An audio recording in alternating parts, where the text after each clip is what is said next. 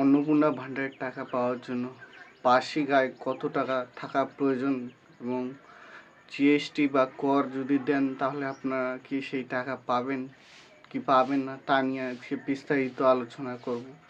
তার আগে যদি আমার চ্যানেলে নতুন হয়ে থাকেন তাহলে চ্যানেলটিকে সাবস্ক্রাইব দিয়ে পাশে থাকবেন এই ধরনের তথ্য এবং আপডেট পাওয়ার জন্য। তার আগে মাননীয় মুখ্যমন্ত্রী শুভেন্দু অধিকারী কি বলেছেন সেটি শোনা যাক। যারা আয়কর প্রদান করেন, অর্থাৎ এখন আয়করের ঊর্ধ্বসীমা হচ্ছে 12 লক্ষ টাকা বছরে। 12 লক্ষ টাকা পেরিয়ে গেলে আয়কর দিতে হয়। যে পরিবার আয়কর দেন, অর্থাৎ যার বাৎসরিক আয় 12 লক্ষ টাকা, সেই পরিবার এই কর্মসূচি অন্তর্ভুক্ত হওয়ার সুযোগ পাবেন না। যে মহিলা নিজে 10,000 টাকার বেশি নিজে উপার্জন করেন মাসে, তাকেও এর বিবেচনার মধ্যে প্রাথমিকভাবে আনা হয়নি। কিন্তু এক্ষেত্রে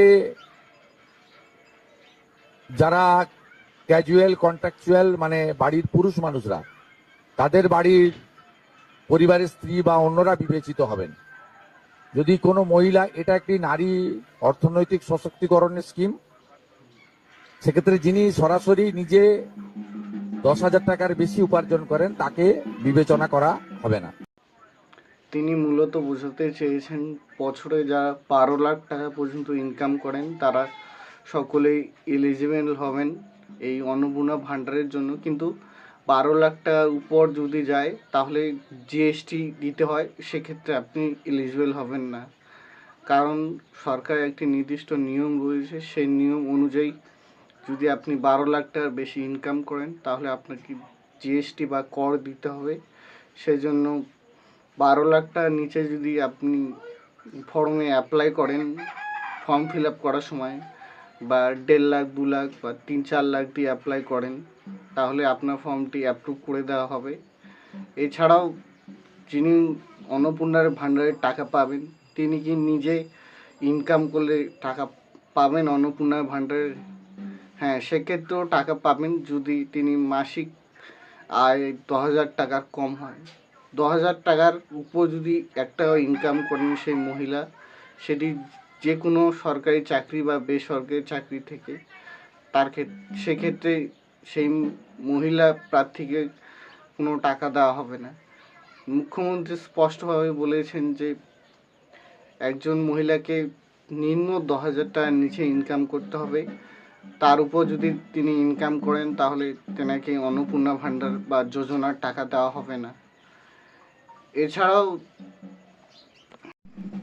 এছাড়াও বাড়ি বা পরিবারের সকল সদস্য ইনকাম মিলে যদি 12 লাখ টাকা বেশি আপনি ইনকাম করেন বছরে, তাহলেও আপনি টাকা পাবেন না। যদি সরকারের কাছে ট্যাক্সের তথ্য চলে যায় যে আপনি 12 লাখ টাকা বেশি ইনকাম করেছেন, সেক্ষেত্রে সরকার বুঝে যাবে যে আপনি 12 লাখ টাকা বেশি ইনকাম করেন। তখন টাকা দেওয়ার সময় আপনি দেখবেন হয়তো আপনার ফর্মটি রিজেক্ট করে দিয়েছে। যারা 3 লাখ 4 লাখ বা 5-6 লাখ টাকা বছরে ইনকাম করেন তাদের ক্ষেত্রেই হয়তো কোনো সমস্যা হবে না, কিন্তু যারা 12 লাখ বা তার বেশি টাকা ইনকাম করেন তাদের হয়তো টাকা পেতে সমস্যা হতে পারে বা আপনার ফর্ম রিজেক্টও হয়ে যেতে পারে।